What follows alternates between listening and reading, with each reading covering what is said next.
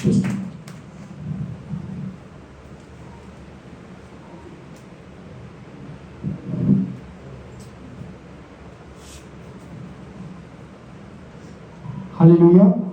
கர்த்தர் நல்லவர். ஆமென். கர்த்தருடைய நாமத்துக்கே மகிமை உண்டாவதாக. பிரான்ஸ் தேசத்திலே கண்மலை சுவிசேஷ திருச்சபை மூலமாக உங்களுக்கு வாழ்த்துதலை நான் தெரிவித்துக் கொள்கிறேன். ஹல்லேலூயா. எத்தனை பேர் இன்றைய நாளும் சந்தோஷமா இருக்கிறீங்க?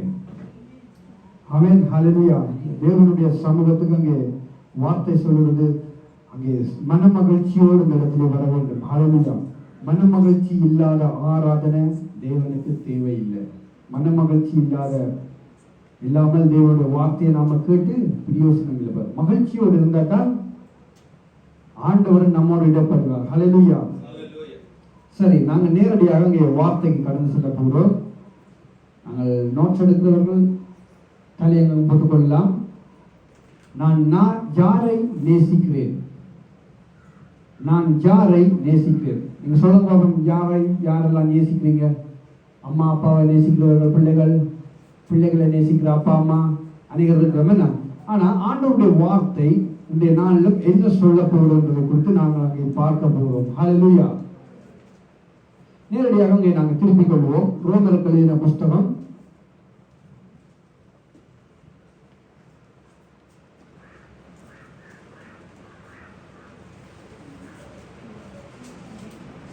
ரோமர் 8வது அதிகாரத்தை நாங்கள் திருப்பிக் கொள்வோம்.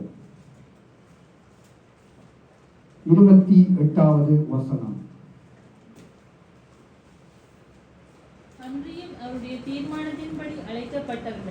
அன்றியும் அவருடைய தீர்மானத்தின்படி அழைக்கப்பட்டவர்களாய் தேவனிடத்தில் அன்பு கூறுகிறவர்களுக்கு சகலமும் நன்மைக்கு ஏதுவாக நடக்கிறது என்று அறிந்திருக்கிறோம். தம்முடைய குமாரன் அநேக சகோதரருக்குள்ளே முதற்பேறானவராய் இருக்கும் பொருட்டு எவர்களை முன்னறிந்தாரோ அவர்களை தமது குமாரனுடைய சாயலுக்கு ஒப்பாய் இருப்பதற்கு முன்குறித்தும் இருக்கிறார். எவர்களை முன்குறித்தாரோ அவர்களை அழைத்தும் இருக்கிறார். அழைத்தாரோ அவர்களை நீதிமான்களும் ஆக்கி இருக்கிறார்.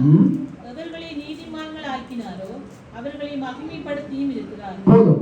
இங்கே ஆண்டவருடைய வார்த்தை சொல்வது, அங்கே 28வது வசனத்தில் சொல்வது, அன்றியும் அவருடைய தீர்மானத்தின்படி அழைக்கப்பட்டவர்களாய் தேவனிடத்தில் அன்பு கூறுகிறவர்களுக்கு சகலமும் நன்மைக்கு ஏதுவாக நடக்கிறது என்று அறிந்திருக்கிறோம். ஹல்லேலூயா. அப்ப நாம மனுஷரிடத்திலே அன்பு கூறுகிறது நன்மைக்கு ஏதுவாக நடக்குமா? தேவனிடத்தில் அன்பு கூறுகிறது நன்மைக்கு ஏதுவாக நடக்குமா? ஆமென். ஹல்லேலூயா. வார்த்தை சொல்வது, தேவனிடத்தில் நாம எவ்வளவுக்கு அன்பும் பிரியமும் நேசமும் வைக்கிறோமோ இருந்தால் அதுதான் நம்முடைய வாழ்க்கையில நன்மையான காரியமா. ஹல்லேலூயா.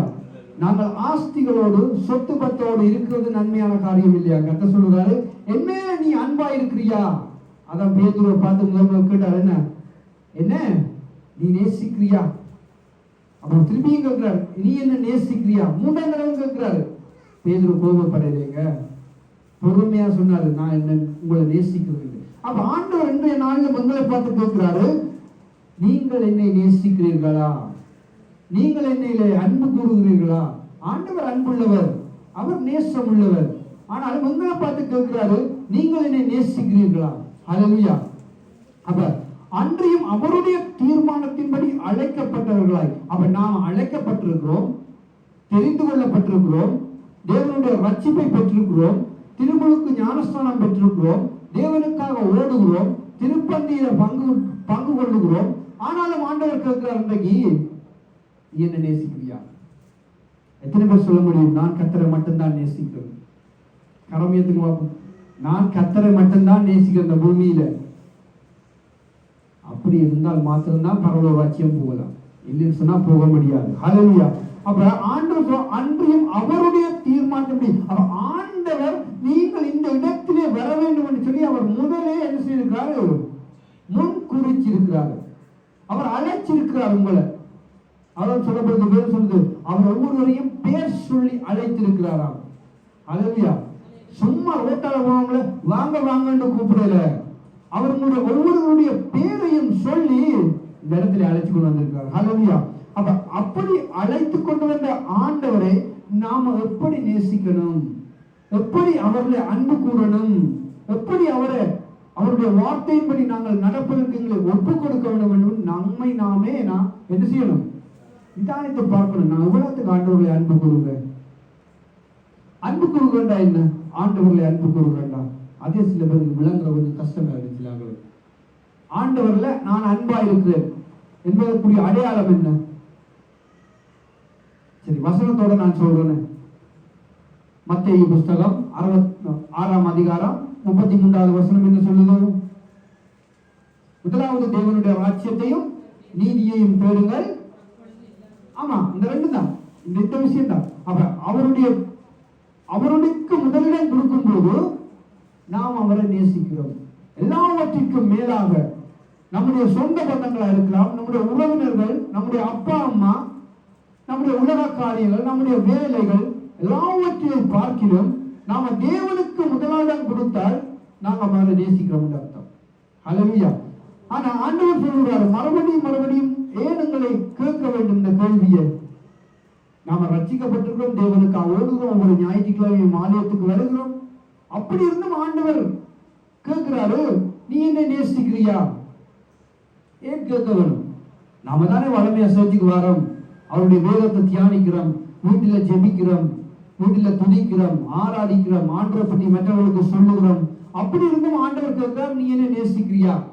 ஏன்? ஆண்டவர் டெஸ்ட் பண்றார். நம்மளை டெஸ்ட் பண்ணினா சிலாக்களுக்கு பிடிக்காது.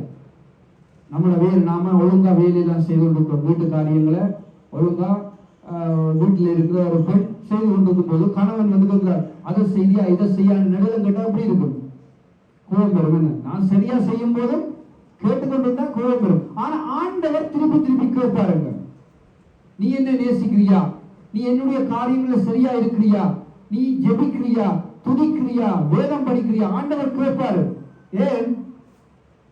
நாம அவருடைய பிள்ளைகளா இருக்கிறோம். ஹல்லேலூயா. அவர் தன்னுடைய ரத்தம் சிந்தி நம்மை தமக்கென்று தெரிந்து கொண்டிருக்கிறார். ஹல்லேலூயா. அவர் தூக்கி எடுத்திருக்கிறாருங்க. உழையாத பாவ சேற்றிலே வாழ்ந்து கொண்டிருந்த எங்களை அவர் ரத்தம் சிந்தி, அவர் மரித்து, அவருடைய ஜீவனை எங்களுக்காக கொடுத்து எங்களை தூக்கி எடுத்திருக்கிறார். அப்ப அவர் கேட்பார், நாம பதில் சொல்லணும். பேதுருவுக்கு ஒரு முறை கேட்டபோது பேதுரு சொன்னாரு, 2வது தடவையும் சொன்னாரு, 3வது தடவை நம்மள கோபம் வந்திருக்க வேண்டும். ஆனா பேதுருவுக்கு கோபம் வரல, பொறுமையா பதில் சொன்னார். ஏன்? பேதுருவை ஆண்டவர் தெரிந்து கொண்டிருந்தார், முன் குறித்திருந்தார். ஹல்லேலூயா. நாமளும் ஆண்டவர் எங்களை என்னையும் உங்களையும் முன் குறித்திருந்தால் அவர் கேட்கிற எத்தனை தரம் கேட்டாலும் நாம பதில் சொல்லியாகும். 1000 தடவை நேசிக்கிறியான்னு கேட்டாலும் நாம பதில் சொல்லி அவர் வேறு சொன்னா அவர் நம்மளை தெரிந்து கொண்டிருக்கிறார். அங்கே 12 சீசர்களை ஆண்டவர் தன்னுடைய காலத்தில் இந்த பூமியிலே வாழ்ந்த காலத்திலே அங்கே 12 சீசர்களை அழைத்தார். அங்கே ஒருவர் தவறி விட்டார், ஆனாலும் அந்த இடத்துக்கு ஒரு ஆளை ஆண்டவர் கொண்டு வந்து விட்டார். அந்த 12 சீசர்களும் எவ்வளவாய் கர்த்தரை நேசித்தார்கள். நாங்கள் சுவிசேஷ புஸ்தகங்களை வாசிக்கும் போது நாங்கள் பார்க்க முடியும். அங்க 12 சீசர்களும் ஆண்டவர் மேலும் மிகுந்த அன்புள்ளவர்களாய் இருந்தார்கள். ஏனென்று சொன்னால் ஆண்டவர் அப்படியே வழியருகே போகும்போது ஒவ்வொரு சீசனையும் பார்த்து சொல்லுவார், என் பின்னே வா. அடுத்த கால கதைச்சது சிலமன் அடுத்த கால கதைத்ததாக வேதில் எழுதியிருக்கா?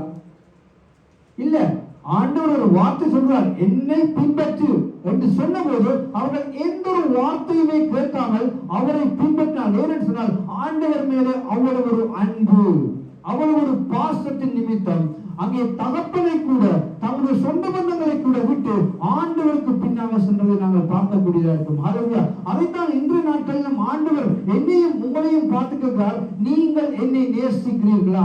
நீங்கள் என்னை மேல் அன்பு கூறுவீர்களா? அப்ப நாங்க தேவனிடத்தில் அன்பு கூர்ந்தால் மாத்திரம்தான் அவருடைய பிள்ளைகளாய் இருக்க முடியும். ஆண்டவர் எல்லாரையும் நேசிக்கிறார், உலகத்தில் இருக்கிற அத்தனை பேரையும் நேசிக்கிறார். அத்தனை பேரும் ரட்சிப்பை பெற்றுக் கொள்ள வேண்டும் என்று ஆண்டவர் விரும்புகிறார்.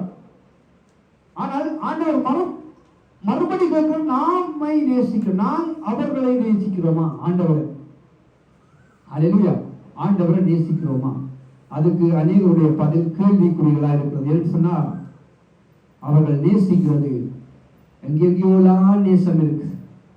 பக்கத்து வீட்டுக்கு ஜன்னலுக்களாலே நேசம் இருக்கு, பக்கத்து வீட்டு வேலிகளாலே நேசம் இருக்கு. ஹல்லேலூயா. அப்ப அப்படியான நேசம் இருக்கும்போது நாம எப்படி தேவனிடத்திலே பூரண அன்புள்ளவர்களாய் பூரணர்களாய் அவரிடத்திலே கடந்து செல்ல முடியும், அவருக்கு முன்னிலேயே நாங்கள் நிற்க முடியும் என்று ஆண்டவர் நம்மை பார்த்து கேட்கிறார். ஹல்லேலூயா. அங்கே திருப்பிக் கொள்ளுங்கள், மத்தேயு புஸ்தகம் 10வது அதிகாரத்தை இங்கே திருப்பிக் கொள்வோம். நீங்கள் எல்லாம் படித்து அநேக சத்தியங்களை அறிந்திருப்பீர்கள் நான் விசுவாசிக்கிறேன் கர்த்தருக்குள்ளாக. ஆனால் மறுபடியும் அதே வசனங்களுக்குள்ளாக கர்த்தர் ஆவியானவர்களோடு இடைப்படுகிறார். வாசிங்க 10வது அதிகாரம் 37வது வசனத்திலிருந்து வாசிப்போம். தகப்பனையாவது தாயையாவது என்னிலும் அதிகமாய் நேசிக்கிறவன் எனக்கு பாத்திரன் அல்ல,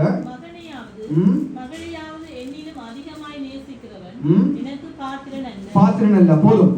இப்ப ஆண்டவர் ஒரு விஷயத்தை சொல்றாரப்பா, தகப்பனையாவது தாயையாவது என்னிலும் அதிகமாய், ஆரிலும் இயேசு கிறிஸ்துவிலும் அதிகமாய் நேசிக்கிறவன் எனக்கு பாத்திரன் அல்ல.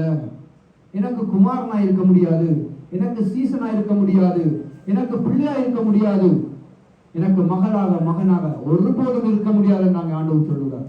அப்ப நாம என்ன செய்யணும்? அப்ப நம்முடைய அப்பா அம்மாவில நாம பிரியம் கொள்ளக்கூடாதா? அவங்களை நேசிக்க கூடாதா? என்னுடைய மனைவியை நேசிக்க கூடாதா? என்னுடைய கணவனை நேசிக்க கூடாதா? என்னுடைய சொந்த பந்தங்களை நேசிக்க கூடாதா என்று நாம கேள்வி கேட்கலாம். ஆண்டவர் சொல்லுகிறாரு, முதலிடம் எங்கே? ஹல்லேலூயா. இன்றைக்கு என்ன கிழமை?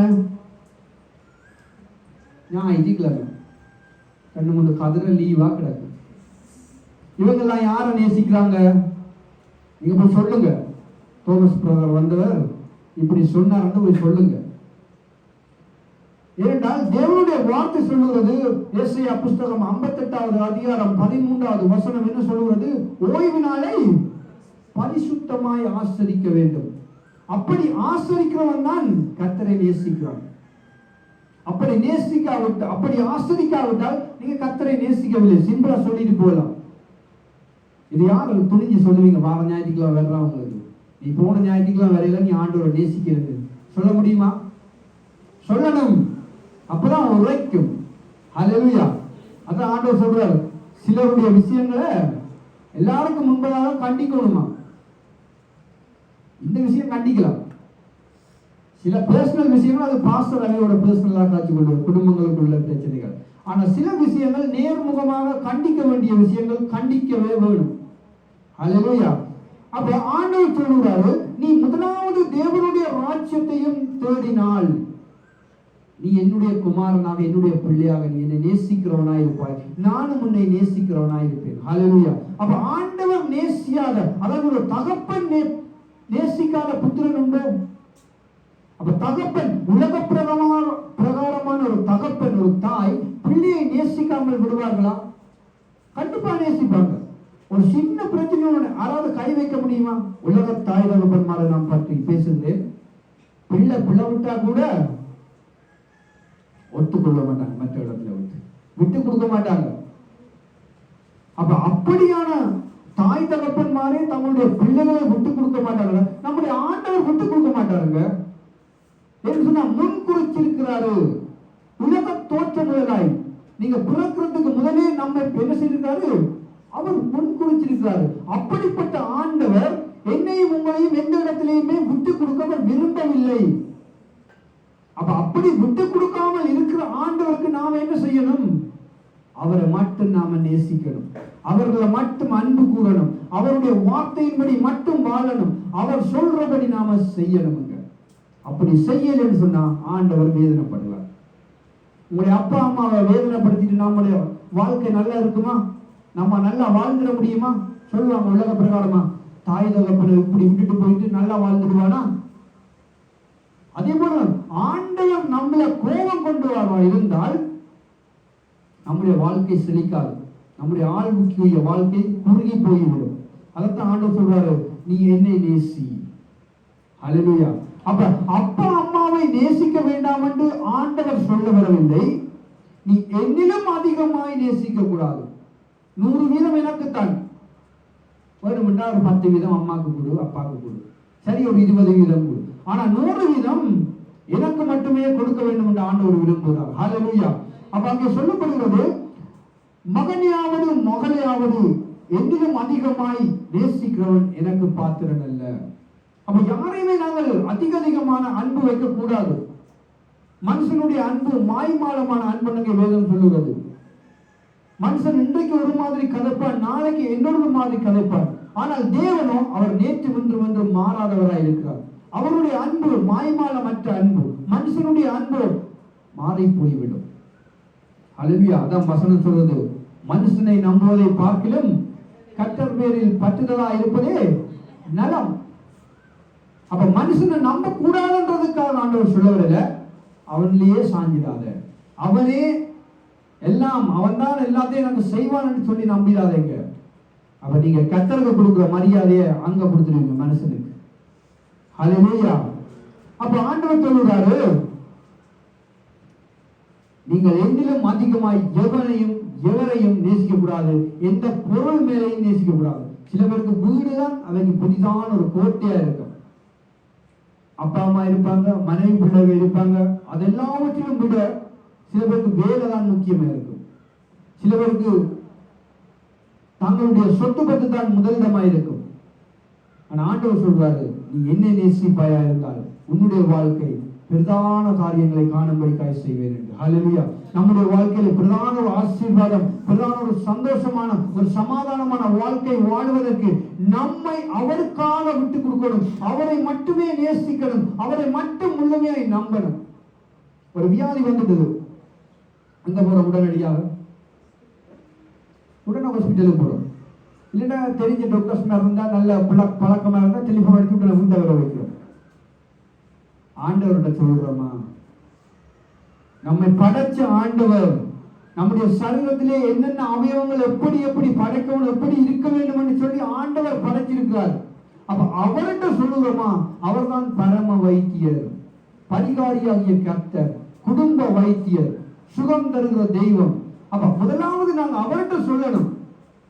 நமக்கு டாக்டரை தேடி போகக்கூடாது, வைத்தியசாலைக்கு போகக்கூடாது ஆண்டவர் சொல்லல. எல்லாவற்றையும் ஆண்டவர் தான் நியமித்திருக்கிறார். ஆனாலும் நீங்கள் முதலாவது எனக்கு ஒரு வருத்தம், ஒரு வியாதி வந்தால் நாம முதலாவது தேவனை நோக்கி பார்க்கணும்.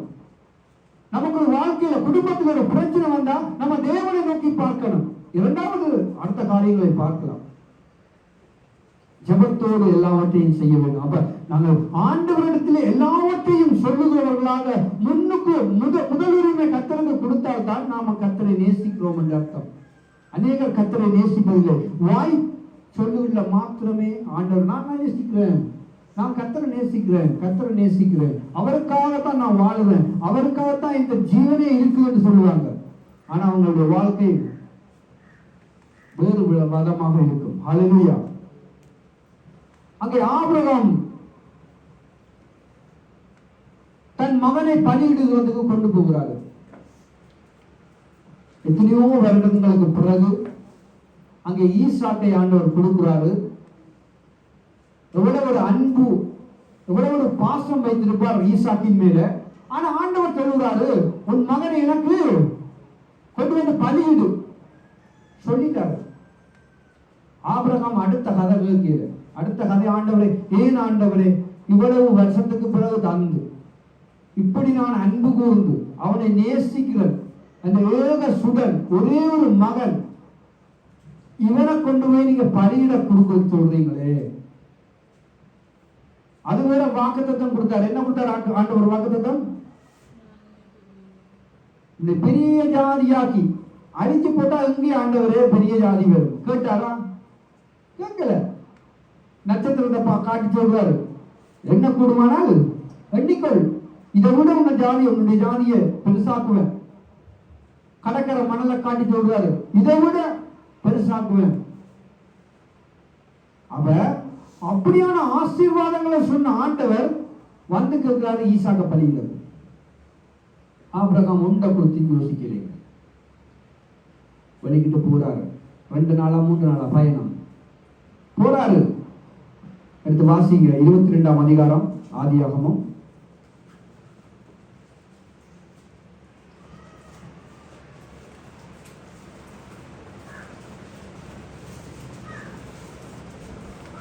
2வது அதிகாரம் 22வது அதிகாரம் 2வது வசனம். அப்பொழுது அவர் ம் உன் புத்திரனும் உன் நேசசுதனும் ம் உன் நேசகுமாரனுமாகிய ஈசாக்கை ம். நீ இப்பொழுது அழைத்துக் கொண்டு மோரியா தேசத்துக்கு போய் அங்கே நான் உனக்கு குறிக்கும் மலைகள் ஒன்றின் மேல் அவனை தகன பலியாக பலியிடு. தகன பலியாக அங்கே பலியிட சொல்லி ஆண்டவர் அங்கே என்ன சொல்லிட்டாரு, கட்டளை கொடுத்தாரு. ஆபிரகாம் காலையிலே எழுந்து, என்ன சொல்லுது வசனம், ஆபிரகாம் காலையிலே எழுந்து. அப்ப ஆண்டவர் முதல் நாளே பேசிட்டாரு. ஆபிரகாம் அந்த நாள் இரவு ஃபுல்லா என்ன சொல்லிப்பாரு, அச்சோ ஆண்டவர் என்ன கேட்டுட்டாரு, தந்தாரு திருப்பி எடுக்கிறாரு. யோசிச்சாரா? யோசிக்கலைங்க. ஏன்? கர்த்தர் கொடுத்தது இப்ப திருப்பி அவர் தான் கேட்கிறாரு. அந்த ஒரு வெளிப்பாட்டோடு ஆண்டவர் அதிகாலையிலே எழுந்து அங்கே புறப்பட்டு போயிட்டார். ஈசாக்குக்கு சொன்னாரா, உன்னை ஆண்டவர் பலியிட கேட்டாரு, உன்னை கொண்டே பலியிட போறோம். ஈசாக்கு சொன்னாரா? சொல்லல. சொல்லியிருந்தா போயிருப்பானா? போயிருக்க மாட்டான். அவன் சின்ன பையன். அப்ப சரி, ஆபிரகாம் தன்னுடைய மனைவிக்கு சொன்னாரா? அவ விட்டுருக்க மாட்டான். அம்மாவா இல்லையா? அம்மாவுக்கு தான் பாசம் கூடன்னு சொல்லுவாங்க. அவ விட்டுருக்க மாட்டான். கர்த்தருக்கு விசர், கர்த்தர் சும்மா தாரன்னு சொல்லிவிட்டு தாந்திரி திருப்பி கேட்கல, இதெல்லாம் கொடுக்க முடியாது. அவ கதைச்சிருப்பா. அவ அங்க எதிரில வார்த்தைகள் எல்லாம் விட்டுருப்பா. ஆபிரகாம் எதுவுமே யாருடனும் கதைக்கவில்லை. ஆபிரகாம் வெளிக்கிட்டு அங்கே மோரியாக்கு அங்கே மலைக்கு போகிறாரு. ஹல்லேலூயா. அப்ப ஆண்டவர்கிட்ட தம்பி கேட்கிறாரு ஈசாக்கு, அப்பா பலிக்கு எல்லாம் ரெடியா இருக்கு, ஆட்டுக்குட்டி எங்க? அப்ப கூட சொல்லிக்கலாம், இல்லையப்பா ஆண்டவர் உன்னைத்தான் கேட்டுக்க, உன்னைத்தான் பலியில போகணும் சொல்லி இருக்கலாமா? சொல்லி இருக்க கூடாதா? சொல்லி இருக்கலாம். ஆனா அவன் அந்த நாள்ல இருந்து ஓடி இருப்பான் அந்த மலையில இருந்து. ஆனா அந்த விஷயத்துல கூட ஆபிரகாம் சொல்லாம ஆண்டவர் பார்த்து கொள்ளுவார். பலிக்கானத ஆண்டவர் பார்த்து கொள்ளுவார். அங்கே 10வது வசனம் சொல்லுவது, பின்பு ஆபிரகாம் தன் குமாரனை வெட்டும்படி தன் கையை நீட்டி கத்தியை எடுத்தான். அப்பொழுது கர்த்தருடைய தூதனானவன் வானத்திலிருந்து ஆபிரகாமே ஆபிரகாமே என்று கூப்பிட்டார். அவன் இதோ அடியேன் என்றார். அப்ப யாருக்கு ஆபிரகாம் முதலிடம் கொடுத்தாருங்க? மனைவிக்கு கொடுத்தாரா? தன்னுடைய பிள்ளைக்கு கொடுத்தாரா? எதுக்குமே கொடுக்கல. முதலாவது கர்த்தரிடத்துக்கு முதலிடம் கொடுத்தாரு. கர்த்தரை முழுமையாய் நேசினார், முழுமையாய் நம்பினார். அதனாலதான் ஆபிரகாம் அங்கே மறுபடியும் மகனையே கூட்டிக் கொண்டு போனார். இப்ப எங்க போயிட்டு போறாங்க? 2 பேரும் பலிக்கு எழுதப்பட்டிருக்கு. ஆனா விசிட் பண்ணிட்டு வராங்க, சும்மா மலையை சுத்தி பார்த்துட்டு வராங்க, தகப்பனும் மகனும். அப்படி ஆண்டவருக்கு நாம எவ்வளவுக்கு முதல் இடம் கொடுக்கிறோமோ ஆண்டவர் காரியங்களை மாற்ற செய்வாருங்க. பிரச்சனைக்காகத்தான் போவோம், அங்க சமாதானம் பண்ணி கூட்டிட்டு வருவார். ஹல்லேலூயா. நம்முடைய வாழ்க்கையில யாருடைய வாழ்க்கையில பிரச்சனை இல்லைன்னு இல்லை. மனிதனா பிறந்த அத்தனை பேருடைய வாழ்க்கையில பிரச்சனை இருக்கு. பிரச்சனையை மேற்கொள்வதுதான் ஆவிக்குரிய வாழ்க்கை. ஹல்லேலூயா. அந்த வாழ்க்கை சுலபமான வாழ்க்கை இல்லை, கடினமான வாழ்க்கை தான். ஏன் சொன்னால் வசனம் சொல்லுவது, ஆண்டவரே சொன்னாரு, உபத்திரவம் உண்டு, ஆனாலும் திடன் கொள்ளுங்கள், நான் உலகத்தை ஜெயித்தேன். அப்ப ஒரு விஷயத்துல நாம உலக பிரகாரமா பார்க்கிறோம். ஒரு விஷயத்துல ஒரு ஆள் வெற்றி சுரந்துட்டாரு, நாமளும் அதுல வெற்றி சுரக்கணும் என்றால் நாம யாரை பின்பற்றோம்? அந்த ஆளுட போய் எப்படி நீங்கள் அதை செய்தீங்க, எப்படி இதை அணுகுனீங்க விசாரிக்கணும் இல்ல? தெரியாட்டி விசாரிக்கணும். ஆண்டவர் தான் சொல்றாரு, நான் உலகத்தை ஜெயித்தேன் என்று சொன்னா அந்த உலகத்தை ஜெயிக்கிறவர்கிட்ட நாம போகணும், அவரை நேசிக்கணும், அவர் என்ன சொல்லுவார் என்பதை கேட்டு அதன்படி நடந்தால் நாமும் இந்த உலகத்தை ஜெயிக்க முடியும். உலகத்தில் வருகிற எல்லா பிரச்சனைகளையும் மேற்கொள்ள முடியும். ஆண்டவர் தான் சொல்றாரு, நீ என்னை நேசிப்பாயானால் உனக்கு எல்லாவற்றையும் நான் சொல்லித் தருவேன், எல்லாவற்றையும் கற்றுத்தருவேன். ஆபிரகாம் அங்க யாரையுமே நேசிக்கலைங்க. மகனை நேசிக்கல, மனைவியை நேசிக்கல, முதலிடம் கர்த்தரை நேசித்தாராம். அல்லேலூயா. அதுக்கு பிறகுதான் மகனுக்கு மனைவிக்கு எல்லாருக்கும் கொடுத்தாரு தன்னுடைய பாசத்தை. அப்ப இஸ்ரவேல் ஜனங்களை கர்த்தர் அழைத்து கொண்டு வந்தார். எதை கலைத்து கொண்டு வந்தார் இஸ்ரவேல் ஜனங்களை? எகிப்திலிருந்து தன்னை ஆராதிக்கும்படிக்காய் இஸ்ரவேல் ஜனங்களை அழைத்து கொண்டு வரும்படிக்கு மோசே இடத்துல பொறுப்பை கொடுத்தாரு. அங்கே மோசையும் எத்தனையோ விளையாட்டெல்லாம் காட்டி ஆண்டவர் சொன்ன வார்த்தையின்படி எல்லாத்தையும் அழைத்து கொண்டு வந்தாரு. வந்த இடத்துல பிரச்சனையா போச்சு. என்ன பிரச்சனை? சாப்பாட்டு பிரச்சனை வந்துச்சு. கொஞ்ச நாள் போக தண்ணி பிரச்சனை வந்துச்சு. அப்ப எல்லா பிரச்சனைகளும் ஆண்டவர் என்ன எப்படி அவங்களை அழைத்து கொண்டு வந்தாரு? தன்னை ஆராதிக்கும்படிக்காய், அது அவங்க மேல அன்பு கூர்ந்த நிமித்தம் அவங்களை அழைத்து கொண்டு வந்தாரு. ஆனா இவங்க என்ன செய்யறாங்க? ஆண்டவர் இருக்கிறன்ற நினைப்பே இல்லைங்க. நம்மள சில பேரும் அப்படித்தான். சபைக்குள்ள வந்தா கொஞ்ச நாளத்துல சும்மா அனல் பறக்கும், அதுக்கு பிறகு எல்லாம் அடங்கி பிசாசு திறக்கும் போது இருக்கா கிள்ளிப்பிலாம் முள்ளத்தி அடிச்சு போட்டு டக்குன்னு போயிடும். அதே மாதிரி சபைக்குள்ள வரும்போது நல்ல பிரசன்னமா வருவாங்க. ரட்சிக்கப்பட்ட ஒரு பிரசன்னம் இருக்கும். நான் தான் சபையில் எல்லாம் மாதிரி இருக்கும். நான் தான் கதரை போடுவேன், நான் தான் நக்கி பூட்டுவேன், நான் தான் பாசருக்கு வால் பிடிப்பேன், எல்லாம் செய்வாங்க. கொஞ்ச நாள் பார்த்தா ஆக்களை காணிக்கிறேன். அதே போல இஸ்ரவேல் ஜனங்கள் ஆண்டவர் அற்புதமா நடத்தி வந்தார். ஆண்டவர் அற்புதங்களை 10 அற்புத அடையாளங்களை செய்தார். அந்த இடத்துல எல்லாத்தையும் கண்டாங்க, எல்லாத்தையும் கேட்டாங்க. ஆனா இங்க வந்து வனாந்திரத்துல ஆண்டவரோடையே யுத்தம் பண்றாங்க. ஹல்லேலூயா. இவ்வளவு அற்புதம் செய்து இந்த கடலை பிளந்து கொண்டு வந்த கர்த்தருக்கு ஒருவேளை சாப்பாடு கொடுக்க தெரியாதா? ஒரு சொட்டு தண்ணி கொடுக்க தெரியாதா? மோசையோட தர்க்கம் பண்றாங்க, பிரச்சனைப்படுத்துறாங்க. ஆண்டவர் அள்ளி இறைச்சி விட்டார். இறைச்சியாக எப்படி வச்சுட்டாரு? கொஞ்சமா கொடுக்கல, அள்ளி இறைச்சி விட்டாரு. ஆண்டவர் கோபத்தில அப்படி செய்தார், சந்தோஷத்துல செய்யல, கோபத்தில செய்தார், அள்ளி இறைச்சி. அப்ப இஸ்ரவேல் ஜனங்கள் கர்த்தரை முழுமையாய் நேசிக்கவில்லை. அவர்கள் எங்கேயோ போய் ஜாலியா வாழ்ந்தா காணும், தாங்க சந்தோஷமா வாழ்ந்தா காணும் என்றதுதான் அவங்களுடைய நோக்கம். அழிய ஆண்டவரை பின்பற்ற வேண்டும் என்ற அந்த நோக்கம், அவரை நேசிக்க வேண்டும் என்ற நோக்கமே அவங்களுடைய வாழ்க்கையில இல்லாம இருக்குது. ஆண்டவர் கானான் தேசத்துக்கு கூட்டிக் கொண்டு போறதுக்கு அவர் வழிகளை ஏற்படுத்தி கொண்டிருக்கிறார். ஆனால் இவங்களோ தங்களுடைய வழிகளை கெடுத்துக் கொண்டிருக்கிறார்கள். மோசே போட்டாரு மலைக்கு 10 கட்டளை வாங்குறது. இங்க தங்களை அதான் மோசே ஆண்டவர் பார்த்து சொல்றார், உன் ஜனங்கள் அவர்களை கெடுத்துக் கொண்டார்கள். இப்ப ஆண்டவர் தன்னுடைய ஜனம் என்று மார்பு தட்டி பேசின ஆண்டவர், என்னுடைய ஜனத்தை நீ ஆராதிப்பதற்கு கூட்டிக் கொண்டு வா என்று சொன்னவர், இப்ப மாறி சொல்றாரு, இது உன்னுடைய ஜனம். பாத்தீங்களா? அப்ப ஆண்டவர் நம்மள நேசம் வச்சா மகனே மகளே என்று அன்பா அணைச்சு கொள்ளுவாரு.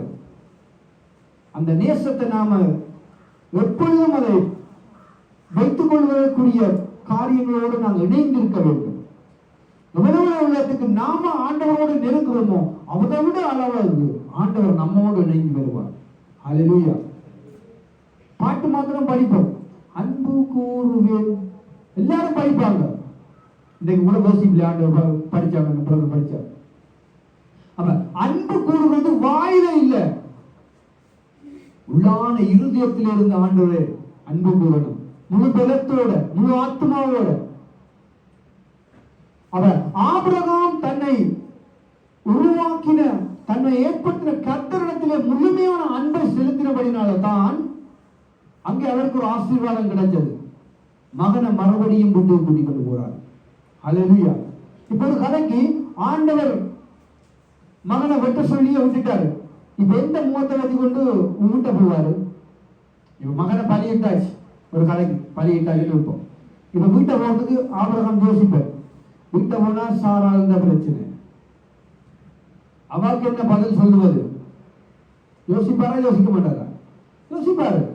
எல்லாத்தையும் ஆண்டவர் யோசிச்சுதான் ஆட்டுக்குட்டியை கொடுத்தார். தன்னை நேசிக்கிற குமாரனை பிள்ளைய ஆண்டவர் ஒருபோதும் கைவிட மாட்டார். நீங்க எவ்வளவுக்கு ஆண்டவர்கள கிட்டி சேர்றீங்களோ, எவ்வளவுக்கு ஆண்டவரை வேதம் படிக்கிறீங்க, எவ்வளவுக்கு ஜெபிக்கிறீங்க, எவ்வளவுக்கு ஆண்டவரோட டைம் செலவழிக்கிறீங்களோ, அவ்வளவுக்கு ஆண்டவர் உங்களுடைய வாழ்க்கையில் இருக்கிற எல்லா விதமான அந்த சின்ன சின்ன கல் எல்லாத்தையும் பொறுக்கி போட்டுருவார். உங்களுடைய வாழ்க்கை சமாதானமாக விசாலமாக மாறுவதற்கு ஆண்டவரை பின்பற்றிக் கொள்ள வேண்டும். ஹல்லேலூயா. அப்போஸ்தலர் புஸ்தகம் 5வது அதிகாரத்திலே ஒரு காரியத்தை நாங்கள் பார்க்க போறோம். எல்லாருக்கும் தெரிஞ்ச காரியங்கள் தான். அப்போஸ்தலர் 5ஆம் அதிகாரத்திலே சம்பவத்தை மாத்திரம் நீங்க நோட் பண்ணி வச்சிருங்க. வீடுகளில் நீங்க தியானிச்சு கொள்ளுங்க. இங்கே பார்ப்போம். இங்கே 1வது வசனத்தில் சொல்லப்படுகிறது, அனனியா எனும் பெயருள்ள ஒருவனும் அவனுடைய மனைவியாகிய சப்ராலும் தங்கள் காணியாட்சியை விற்றார்கள். தன் மனைவியாகிய தன் கிரயத்தில் ஒரு பங்கை வஞ்சித்து வைத்து ஒரு பங்கை கொண்டு வந்து அப்போஸ்தலருடைய பாதத்திலே வைத்தான். பேதுரு அவனை நோக்கி, அனனியாவே, நிலத்தின் கிரயத்தில் ஒரு பங்கை வஞ்சித்து வைத்து பரிசுத்த ஆவியிடத்தில் பொய் சொல்லும்படி சாத்தான் உன் இருதயத்தை நிரப்பினது என்ன? இப்ப அனனியா சப்ரால் 2 பேரும் எப்படி இருக்கிறாங்க? ஒரு மனமா இருக்கிறாங்க. எப்படி இருக்காங்க? ஒரு மனமா இருக்கிறாங்க. கணவன் பிளவிட்டாலும் மனைவி காட்டி கொடுக்க மாட்டான், மனைவி பிளவிட்டாலும் கணவன் காட்டி கொடுக்க மாட்டான். அப்படித்தான் வசனம் சொல்றது. அப்ப ஒரு மனமாய், அதான் சொல்லப்படுது, தன் மனைவி அறிய அவன் கிரியத்திலே ஒரு பங்கை வஞ்சித்து வைத்து யூதிய கொண்டு வந்து வைத்தான், அப்போஸ்தலருடைய பாதத்திலே வைத்தான். அப்ப ஆண்டவரை நேசித்திருந்தால், ஆண்டவருக்கு முதலிடம் கொடுக்கிறவனாக இருந்தால் அனனியாலும் சப்ராலும் அந்த பங்கு என்ன செய்திருக்க மாட்டார்கள்? வாஞ்சித்திருக்க மாட்டார்கள், களவெடுத்திருக்க மாட்டார்கள். அப்ப களவெடுப்பதற்கு அங்கே நடந்த காரியம் என்ன? அவர்கள் கர்த்தரை நேசிக்கவில்லை, சாத்தானுக்கு இடம் கொடுத்தார்கள். அதான் பரிசுத்த ஆவியானவர் சொல்லுவார், ஒரு பங்கை வஞ்சித்து பரிசுத்த ஆவியிடத்தில் பொய் சொல்லும்படி சாத்தான் உன் இருதயத்தை நிரப்பினது என்ன? அவன் சாத்தானுக்கு நம்முடைய இருதயத்தை கொடுக்க கூடாது. ஆபிரகாம் சாத்தானுடைய செயலுக்கும் சாத்தானுடைய சிந்தனைக்கும் அவனுடைய விருப்பு வெறுப்புக்கும் அங்கே ஆபிரகாம் செவி கொடுத்திருந்தால் ஈசாக்கை பலியிட கொண்டு போயிருக்க மாட்டார். ஈசாக்கை பலியிடுவதற்கு அங்கே எல்லாம் கட்டைகள் எல்லாம் கொண்டு வந்து கத்தி உடவோங்கி இருக்க மாட்டார். ஹல்லேலூயா. அவன் நம்மை பார்த்து ஆண்டவர் கேட்கிறாரு, பலியிடுவதற்கு நீங்க தயாரா? ஹல்லேலூயா. அப்ப நாமளும் பலி செலுத்த வேண்டியது. பழைய ஏற்பாட்டு காலத்துல பலிகள், உயிர் எடுக்கிற பலி, இப்ப பலி ஆராதனை, துதி ஆராதனை பலி, தேவனுக்கு கொடுக்கிற முதலிடம், அதான் பலி. ஹல்லேலூயா. நம்மை பலியாக தேவனுக்கு ஒப்புக் கொடுக்க வேண்டும். எவ்வளவுக்கு நம்மை கர்த்தரிடத்தில் ஒப்புக் கொடுக்கிறோமோ நாம கர்த்தரை நேசிக்கிறோம். எவ்வளவுக்கு ஆண்டவருக்கு நாம முதலிடம் கொடுக்கிறோமோ நாம் அவ்வளவுக்கு கர்த்தரை நேசிக்கிறோம். இப்ப எல்லாம் நேரமே இல்லைங்க. கேட்டா பிரதர் ஜெபக்கூட்டம், நேரம் இல்லை பாஸ்டர். பாஸ்டர் ஆரம்பிச்சாங்களா இப்ப ஜெபக்கூட்டம் எல்லாம் வாட்ஸ்அப்ல ஓது, ஆராதனை ஞாயிற்றுக்கிழமை கூடி ஜெபிக்கிறது எல்லாம் சொன்னாரு. எல்லாருக்கும் நேரம் வராது. வேலைக்கு போறவங்க ஒன்றும் செய்ய முடியாது. வேலை இல்லாமல் அநேகர் இருக்கிறாங்க. வீடு வழிய கஷ்டம். பஞ்சியா இருக்கு. ஜெபிக்கிறதே உங்களுக்கு பயிற்சி. கேட்டா சொல்றது, ஆண்டவருக்கு நான் முதலிடம் கொடுக்கிறேன். அப்படி அல்ல. அப்ப நாம எவ்வளவுக்கு ஆண்டவரை நாங்கள் நேசிக்கிறோம் என்பதை நம்முடைய வாழ்க்கையை நிர்ணயிக்கும். நம்முடைய வாழ்கிற வாழ்க்கை மற்றவர்களுக்கு காட்டி கொடுக்கும். நான் சொல்லுகிறேன், ஆண்டவரை நான் நேசிக்கிறேன், முழு இருதயத்தோடு நேசிக்கிறேன், அவருக்காக என்னுடைய ஜீவனையே கொடுப்பேன், அவருடைய காரியங்களுக்காக என்னவும் செய்வேன் என்று நான் என்னுடைய வாயினாலே அறிக்கை செய்தால் எல்லாருடைய கண்ணும் என்னுடைய வாழ்க்கையை பார்க்கும். தோமஸ் பிரதர் இப்படி சொன்னவர், அவருடைய வாழ்க்கையில தெரியும் ஆண்டவரை நேசிக்கிறாரா நேசிக்கவில்லையா. அல்லேலூயா. ஆமாவா இல்லையா? அப்படித்தான். அவர் ஆண்டவரை நான் நேசிக்கிறேன் என்று சொன்னால் கண்டிப்பாக அந்த நேசத்தை நடைமுறையில காண்பிக்கணும்.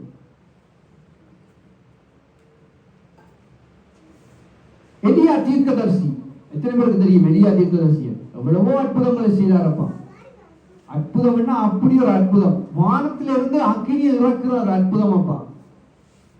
அதை வாசிக்கும் போதே ஒரு என்ன சொல்றது, உடம்பு சிலிர்க்கும். அப்படி ஒரு காரியங்களை ஆண்டவருடைய நாமத்தினாலே அங்கே எலியா தீர்க்கதரிசி செய்தார். ஆனாலும் ஒரு கட்டம் வந்தது, சின்ன ஒரு பிரச்சனை வந்துட்டு, என்ன இவரை கொலை செய்யறது தேடுறாங்க. ஓடி போய் எங்க நின்றாரு? ஒரு கெபிக்குள்ள போய் நின்றுட்டார். கெபிக்கவே உட்கார்ந்துட்டாரு. ஆண்டவர் போய் கூப்பிடுறார், வெளியே வா, என்ன செய்கிறாய் இதுக்குள்ள? அப்ப ஆண்டவர் என்ன செய்கிறார்? எலியாவை முன்குறித்திருக்கிறாரு, நம்மையும் முன்குறித்திருக்கிறாரு. நாம ஒளிந்து போய் ஒடுங்கி போய் இருப்பதற்கு ஆண்டவர் வச்சிருக்கல. நீ எங்களை நேசித்து, ஆண்டவரை நாங்கள் நேசித்திருக்கிறோம். அதான் இந்த சபையில இருக்கிறோம் நேசிக்கிறவர்கள் எல்லாரும். அப்ப இனியும் அவருடைய வருகை மட்டும் நம்முடைய மரண பரியந்தம் ஆண்டவரை நேசித்தவர்களாக இருக்க வேண்டும், அவருடைய வார்த்தையின்படி வாழுகிறவர்களாக இருக்க வேண்டும். இடையில கூட நாம எலியா அங்கே போய் இருந்தது போல நாம இருக்கக்கூடாது. எலியாவை ஆண்டவர் அப்படியே விடலைங்க. வெளியே வா, உண்ட வேலைன்னு முடியல. அவர் சாகிறதுக்கு ஒப்பு கொடுத்துட்டாரு. ஆண்டவரே நான் செத்துடுறது, உன்னை சாகிறதுக்கு அழைச்சாரு, உன்னை அப்படியே விடுறதுக்காக எத்தனை அழைச்சாரு இல்ல, நம்முடைய ஆவிக்குரிய வாழ்க்கை கட்டுவதற்காக ஆண்டவர் அழைச்சிருக்கிறார். ஹல்லேலூயா. அப்ப கட்டுவதற்கு நாம என்ன செய்யணும்? நம்ம விட்டு கொடுக்கணும். குயவனுடைய கையிலே களிமண் இருக்குது. அப்ப அந்த களிமண் எப்படி இருக்கணும்? நல்லா சாஃப்டா இருக்கணும். அந்த மண் சுட்ட மண்ணா இருந்தா என்ன செய்யும்? பிடிக்க விழும். அப்ப களிமண் சுடாத மண்ணா இருக்க வேண்டும், ஆனா சாஃப்டா இருக்கணும். அப்பதான் அந்த குயவன் சிந்தையிலே எதை குறித்து நினைக்கிறானோ அது கை வண்ணத்துக்கு வேற உண்டு. அப்ப ஆண்டவர் என்ன செய்யறாரு? நம்மை வரைந்து கொள்ள விரும்புகிறாரு. நாம் எவ்வளவுக்கு நேசிக்கிறோமோ அவ்வளவுக்கு கர்த்தர் அங்கே வரைந்து கொண்டு வருவார் நம்மை தமக்காக. ஹல்லேலூயா. இளம் அநேகருடைய சிந்தனைகளே வேறையா போயிடுச்சு. இப்ப வர அதான் வசனம் சொல்றது, இது கடைசி காலம், தேவனுடைய வருகை அது சீக்கிரமா இருக்கிறது. அப்ப தேவனுடைய வருகை அது சீக்கிரமா இருக்க அநேகர் விழுந்து கொண்டுதான் போறாங்க. விழுகிறதையே பார்க்கலாம். எத்தனையோ தேசங்கள் எல்லாம் நல்ல ஊழியம் செய்தவர்கள் விழுந்து கொண்டு போகிறார்கள். நல்ல ஆண்டவருக்காக எழுதி பிரகாசித்தவர்கள் பிரச்சனைப்படுகிறார்கள். ஏன்? கர்த்தரை நேசிக்கவில்லை. கர்த்தரிலே முழுமையான அன்பு முதலிடம் கொடுத்தவர்கள் வாழ்வார்கள் என்றால் தங்களுக்குள்ளே எந்த ஒரு பிரச்சனையும் அங்கே எந்த ஒரு பிரச்சனையும் வராது, எந்த ஒரு சுயமும் வெளிப்படாது. இப்ப அநேகருக்குள்ள சுயம் வெளிப்பட்டா கர்த்தரை நேசிக்கவே முடியாது, கர்த்தருக்கு முதலிடம் கொடுக்கவே முடியாது, நான் என்ற இது வந்துடும். ஹல்லேலூயா. அப்ப ரோமர் புஸ்தகத்திலே ஆண்டவர் என்ன சொல்றாரு? மறுபடியும் வாங்க இருக்கா,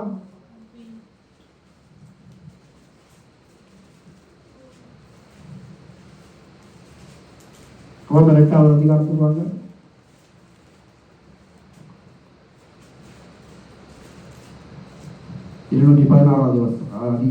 பக்கம் 28வது வசனம். ஆமா, அன்றையும் அவருடைய தீர்மானத்தின்படி அழைக்கப்பட்டவர்களாய்.